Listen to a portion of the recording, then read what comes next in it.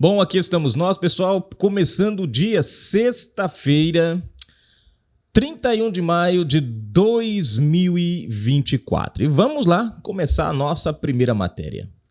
Rombo fiscal é histórico, maior que na pandemia quando estava praticamente tudo fechado e números assustam. Vocês estão lembrados, né, que na pandemia fechou tudo. Significa que o país deixou de arrecadar, significa, né, que houve uma queda absurda na arrecadação da União. No entanto, o governo Bolsonaro conseguiu manter o Auxílio Brasil sem falhar, ajuda às empresas, né, inclusive chegaram até a pagar parte de salários para as pessoas não perderem o emprego. Enfim, uma série, né, de ações do governo Bolsonaro mantiveram o Brasil de pé. Em 2020, nós tivemos um rombo, nós chegamos ali acho que a 60 bilhões de reais, né, na questão do déficit, né, do país. Em 2021, nós começamos a nos recuperar. Em 2022, o Brasil é entregue por Bolsonaro com 56 bilhões de reais de superávit, dinheiro sobrando em caixa. Lula assume o país em 2023 e um ano e meio após, praticamente quase um ano e meio após o seu assumir o poder, o que o Brasil enfrenta? Um cenário igual da pandemia. Nós estamos com um rombo maior do que o que nós tínhamos na pandemia. E detalhe que chama atenção, o Brasil este ano de 2023 teve a maior arrecadação histórica desde os anos 90. Então, é uma lógica que está fugindo das contas. Por que no governo Bolsonaro, sem arrecadação, o país não afundou? E por que com Lula, com arrecadação histórica, o Brasil está endividado, está com um déficit? A pergunta é simples. Gastos exacerbados do atual governo, ministérios além da conta, despesas desnecessárias, a máquina pública voltou a inchar, estatais voltaram a dar prejuízos, o Correio até se colocou em sigilo alguns dados para esconder isso aí. Então, isso é o governo Lula, gente. A gente cansou de dizer que nós tivemos a pandemia, a guerra da Ucrânia com a Rússia, mas o Brasil se teve de pé. Bastou Lula entrar no poder e o Brasil começou a andar ladeira abaixo. Bom, é algo assim surreal que nós estamos vivendo no Brasil hoje. Aí você vai falar assim, mas o Fagundes, o negócio do Rio Grande do Sul. Gente, o que aconteceu no Rio Grande do Sul, economicamente falando, não chega perto do que aconteceu no mundo, incluindo, né? Enfim, incluindo o mundo, na verdade, falando no Brasil, incluindo o mundo, inverti aqui, mas tudo bem, né? Foi uma queda econômica para todos os lados. Nós estamos vivendo hoje preços da pandemia, e eu pergunto para você aí do outro lado, qual é a pandemia que o Brasil tem hoje? Nós temos hoje um governo irresponsável. A maior prova dessa irresponsabilidade foi essa ação de Lula sobre a questão do arroz.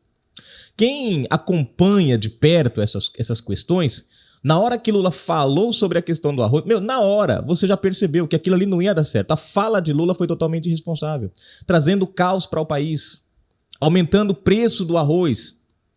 Aí você vai falar, mas Fagundes, tem alguma coisa errada. E o arroz que vem de fora? O arroz não veio ainda, gente. Ainda vai demorar para esse arroz chegar. Sem contar que apesar de Lula ter baixado o preço, zerado os impostos, mas você tem as despesas de transporte, o custeio da importação, enfim, é muita coisa. Era melhor ele ter simplesmente investido no Brasil aqui.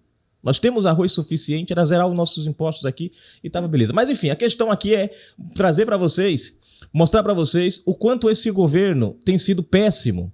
Nós temos a narrativa e a imagem de que o país está bem, mas na prática a dívida do Brasil aumenta exponencialmente cada dia. E você vê, quando eles assumem ali no governo interino, né, que é aquela transição de governo em dezembro de 2022, o Brasil estava com superávit. Qual foi a primeira coisa que eles fizeram? Fizeram aquele furo no teto de 160 bilhões. Eles queriam 200 e poucos bilhões. Era para o buraco que a gente está agora ser maior. Né? Graças a Deus não foi, mas estamos num buraco sem, né, fundo. O que acontece? Eles queriam aqueles 200 bilhões que acabou se transformando em 160 bilhões. Aquilo ali, gente, já foi uma dívida, já foi um déficit naquele momento. E a ideia era que, quando chegasse em 2024, finalizasse 2023 e virasse 2024, esse déficit tinha sido zerado. Essa era a promessa. Hoje nós estamos com um déficit maior do que aquele, a previsão foi pro buraco, jogaram para 2025, já mudaram essa meta, porque não vai dar mais para bater a meta, né? Então, como diz a Dilma, quando a gente não alcança a meta, a gente muda a meta, né? Diz Dilma, né? Enfim, então, assim, gente, só não enxerga o caos que o Brasil tá quem não quer enxergar. Basta você ir no supermercado para você ver os preços exorbitantes. E nós não estamos falando de uma crise mundial, nós estamos falando de uma crise nacional. Essa crise foi causada por um governo e não por uma questão, né, uma questão de pandemia, que é bem diferente, onde você não tem muito controle. O máximo que você pode fazer é tentar conter os danos. Nesse caso aqui, nesse caso que nós estamos vivendo, chama-se incompetência do governo. Agora, o que é que a gente podia esperar de um governo que escolhe um ministro da Fazenda que colou numa prova de economia para poder passar numa prova de economia? Então, gente, é prego batido e ponta virada. Não tem para onde correr. As escolhas do atual presidente, né, já diziam lá do início que o Brasil era ladeira abaixo. E aí lembramos da frase de Lula, que se tudo der errado, vai dar certo. E aí você fica, né, dá para entender que essa frase significa o seguinte: se tudo na economia, na saúde, na educação, né, e enfim, todas as áreas do Brasil der errado, o socialismo vai dar certo. Porque se você estudar um pouquinho de história, você vai descobrir que todo país em que foi implementado socialismo ou comunismo, você tem uma coisa em comum: o país foi quebrado primeiro, foi destruído primeiro, para depois se implantar esse tipo de situação, né? Coloca uma das prioridades do socialismo é tornar a sociedade dependente do Estado. Você pega um país como Cuba, como China, Coreia do Norte, outros países nesse sentido, as pessoas, elas não têm uma vida própria, elas vivem para o Estado, do Estado, né? Elas não têm uma vida própria delas, não. É tudo para o Estado, tudo do Estado. Ou seja, esse negócio do Bolsa Família, esses programas sociais que vêm, eles não vêm para poder ajudar as pessoas a sobreviver em meio à miséria, não. Esses programas, eles vêm para ajudar, para manter as pessoas dentro da miséria com uma ideia de que eles estão bem enquanto o Brasil vai afundando, né? Porque um país, gente, para ele crescer, para ele virar uma das maiores economias, como o Lula chegou a falar, esse país ele precisa de geração de emprego, ele precisa de investimento externo, ele precisa que o capital gire dentro do país. Você não tem nenhum país totalmente socialista ou comunista que tenha esse potencial. E se você citar a China, é bom você repensar um pouquinho, porque a China, ela tem dois sistemas, dois regimes: o regime governamental, que é o socialismo, e o regime econômico, que é o capitalismo. O único detalhe é que o socialismo na China é para o povo, o capitalismo serve apenas para o governo, para vocês verem que o capitalismo é tão malvadão, que o maior país comunista do mundo, bom, usa o sistema capitalista, de tão malvado que ele é. Mas vamos para a matéria aqui, gente, para a gente compreender melhor o que aconteceu aqui no nosso país. Estamos entrando ladeira abaixo e nessa história aqui não parece que vai parar tão cedo, não. Se você não é inscrito no canal, se inscreve agora mesmo, ative o sininho das notificações, marque a opção receber todos os vídeos. Lembrando que na descrição e no comentário fixado você vai encontrar a nossa chave Pix, que é uma forma de você colaborar com o nosso canal, é uma forma de você ajudar com o nosso trabalho. A gente está desmonetizado e precisa do seu apoio para continuar por aqui. Lembrando também que tem o link do Twitter, você vai acessar, seguir a gente e não vai perder nenhuma das nossas matérias por lá. Tem a nossa live todos os sábados às 20 horas, onde o seu comentário aí do outro lado é que faz toda a diferença, porque é você comentando, a gente lendo o seu comentário e o assunto seu vem aqui para nossa transmissão. O setor público consolidado, composto por União, estados, municípios e estatais, registrou um déficit nominal de 1,043 trilhões de reais no acumulado de 12 meses até abril. Esse valor representa um recorde na série histórica que teve início em 2002. O Banco Central divulgou esses resultados nesta quarta-feira, 29 de maio de 2024. Esse déficit nas contas públicas superou pela primeira vez o pico registrado durante a pandemia de Covid-19, que era de 1,017 trilhões de reais. O resultado nominal do setor público consolidado é calculado como saldo entre receitas e despesas, incluindo o pagamento dos juros da dívida. De acordo com o IBC, o déficit de 0,43 trilhões corresponde a 9,41% do produto interno bruto, PIB. A coisa tá feia, gente. Uma das principais razões para esse déficit maior é o aumento das despesas com os juros da dívida, que totalizaram 776,3 bilhões de reais no acumulado de 12 meses até abril. Esse valor também é um recorde na série histórica iniciada em 2002. A taxa básica de juros, conhecida como Selic, permaneceu em patamares elevados por um período prolongado, que contribuiu para o encarecimento da dívida pública e, consequentemente, para o aumento do déficit nominal. O Comitê de Política Monetária, Copom, responsável por definir a taxa básica de juros, manteve-a em 10,50% ao ano. Esse nível é considerado restritivo, indicando que está acima do nível neutro. O objetivo é controlar a inflação e as expectativas futuras.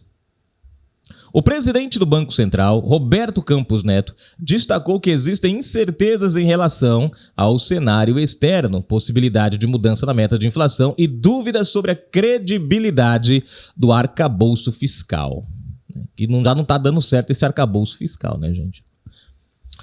Por outro lado, ministro da Fazenda, Fernando Haddad, defendeu que a meta de inflação é bastante rigorosa e que há fantasminhas tentando disseminar a ideia de que a situação econômica do Brasil não está boa. Quer dizer, para Haddad, né, os números que nós estamos vendo é disseminação de fake news, é conversinha fiada, não é verdade, né?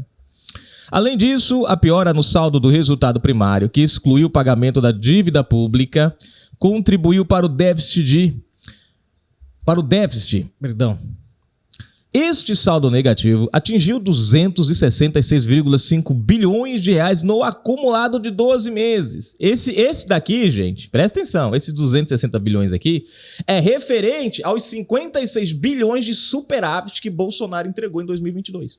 Um ano e meio depois de Bolsonaro, com a presença de Lula no governo, o Brasil consumiu os 56 bilhões que nós tínhamos de dinheiro sobrando e ainda deixou uma dívida de 260 bilhões de reais. É o governo Lula. O que gasta, mas não. E olha que nós temos a maior arrecadação histórica. Aí eu fico me perguntando, como é que Bolsonaro, sem arrecadação, praticamente em 2020 e em 2021, quando começou a retomar, nós tivemos a primeira onda em 2020, março, né? Aí foi ali mais ou menos até agosto, aí depois de agosto para frente as coisas começaram a voltar ao normal, veio as eleições, depois, bum, fechou tudo de novo. Fomos ali até um período mais ou menos, quase no meio do ano de 2021, as coisas começaram a se abrir novamente, aí veio a guerra em 2022, em fevereiro estourou a guerra da Rússia com a Ucrânia, deu outra guinada no mundo por conta do petróleo, dos insumos, enfim, muita coisa. Resultado, mesmo assim Bolsonaro conseguiu entregar o país com um superávit. E eu não entendo. Lula com a maior arrecadação histórica desde os anos 90, batendo recorde de arrecadação, né, entrando dinheiro, e o Brasil está num buraco desse. Bom, a dívida bruta do governo geral, DBGG, que engloba o governo federal, o INSS e os governos estaduais e municipais, também aumentou. Ela atingiu 76% do PIB, representando o maior patamar desde abril de 2022. Durante o governo Luiz Inácio Lula da Silva, PT, houve um aumento de 4,3 pontos percentuais nesse indicador, totalizando 8,4 trilhões de reais. Em termos corrigidos pela inflação, o déficit está abaixo do pico registrado durante a pandemia do Covid-19, quando atingiu 1,293 trilhões de reais. No entanto, ainda está no maior patamar desde o acumulado de 12 meses até março de 2021. Quanto ao déficit primário, que exclui o pagamento da dívida, ele também está no maior nível desde julho de 2021. Com informações, imagens, enfim, o Globo aí, deixa eu ver quem mandou aqui, deixa eu ver. Por D360, quem publicou a matéria. Então tá aí, gente, esse é o governo que veio né, para transformar a nossa economia na maior economia do mundo, diz Lula. Eu acho que deve ser a maior economia lascada do mundo, deve ser isso. Né? Bom, gente, tá aí a matéria. Vamos para os comentários para a gente finalizar. Deixa eu ver quem comentou. Carla Gonçalves comentou: será mesmo real a declaração do ovo que tudo veio, pega? Comentou no vídeo: Moraes defende Sérgio Moro durante o julgamento no TSE. A pergunta é essa, né? A gente não sabe, minha amiga. Né? Essa é uma resposta que a gente não tem, né? Quem acompanhou viu, né, uma mudança muito radical, porque até então o Sérgio Moro estava na mira ali dos ministros, né? Tinha ações contra ele em relação a Moraes e tudo, né? E de repente Alexandre de Moraes agora começa a se entender com Sérgio Moro, elogiar Sérgio Moro. Quer dizer, é estranho, porque foram os mesmos que transformaram Sérgio Moro num péssimo juiz. Agora estavam tratando ele já diferente. Não sei não, gente. Alguém precisa decidir esse negócio, se o homem é ruim, se o homem é bom, não sei. Enfim. Lourdes Carmen comentando aqui: em um cenário hipotético, se o STF anular isso daí, o que aconteceria? Bom, na prática não deveria acontecer nada, já que o papel do STF não é anular.